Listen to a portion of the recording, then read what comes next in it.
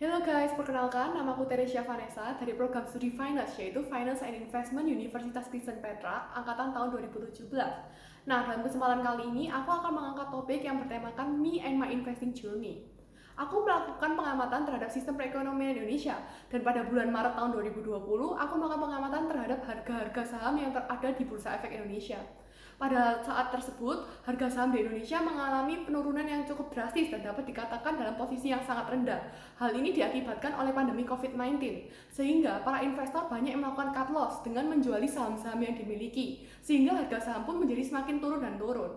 Hal itu yang membuat aku menjadi khawatir untuk melakukan investasi di saham, karena banyak investor pun yang melakukan cut loss. Padahal pemikiran seperti itu sangatlah salah, karena bagi seorang investor, saat yang tepat untuk melakukan investasi adalah pada saat membeli saham di harga yang sangat rendah. Contohnya adalah harga saham BBCA. Pada awal bulan Maret tahun 2020, sahamnya masih bagus, tapi pada saat akhir Maret tahun 2020, harga saham BBCA berada di posisi yang sangat rendah, yaitu dengan harga Rp22.150.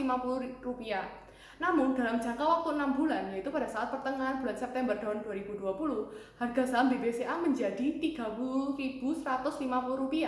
Dan bagi investor yang berani untuk membeli saham BCA di saat harga yang paling rendah dan menahannya hingga saat ini sudah memperoleh keuntungan yang sangat banyak. Nah, pada awalnya aku memiliki persepsi bahwa bermain saham merupakan hal-hal yang berbau judi karena dipengaruhi oleh faktor hoki.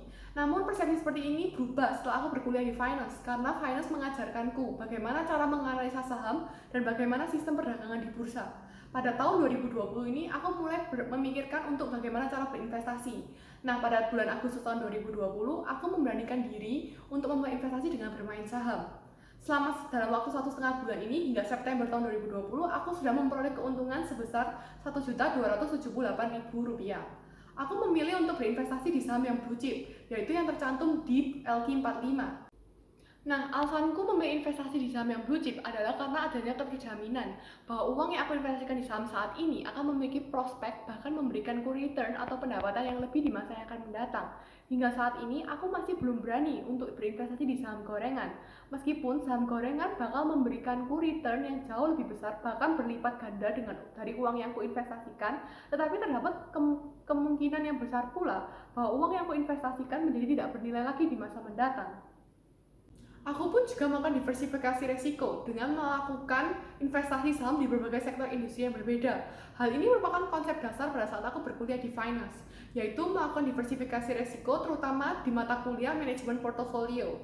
Ada pepatah yang aku ingat hingga saat ini, yaitu jangan menaruh telur pada satu keranjang yang sama. Pepatah itu memberikan pesan bahwa kalau saat kita melakukan investasi, jangan menaruh di satu sektor industri yang sama. Karena pada saat sektor industri itu mengalami kerugian, maka masih dapat tertutupi dari sektor industri lain yang sudah kita lakukan investasi. Pada saat seperti itu, minimal industri lain itu sedang dalam kondisi yang tidak rugi atau bahkan memperoleh keuntungan.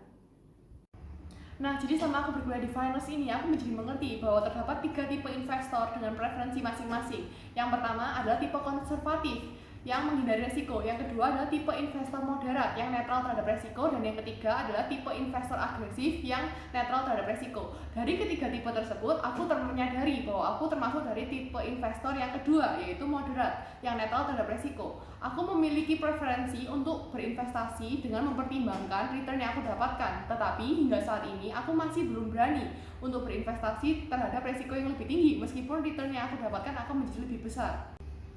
Aku memiliki preferensi untuk saham yang akan aku investasikan. Selama pandemi COVID-19 ini, aku memiliki preferensi untuk berinvestasi di sektor perbankan. Karena berdasarkan indeks harga saham gabungan atau IHSG, sektor finansial memiliki proporsi sebesar 38,69% terhadap total market. Alasanku mulai berinvestasi dari sekarang karena aku menyadari bahwa suku bunga deposito hingga saat ini sangatlah rendah dan cukup tidak berarti. Oleh karena itu, aku menjadi memberanikan diri untuk berinvestasi saham mulai sekarang. Tidak ada salahnya untuk mengikuti investasi dari sekarang.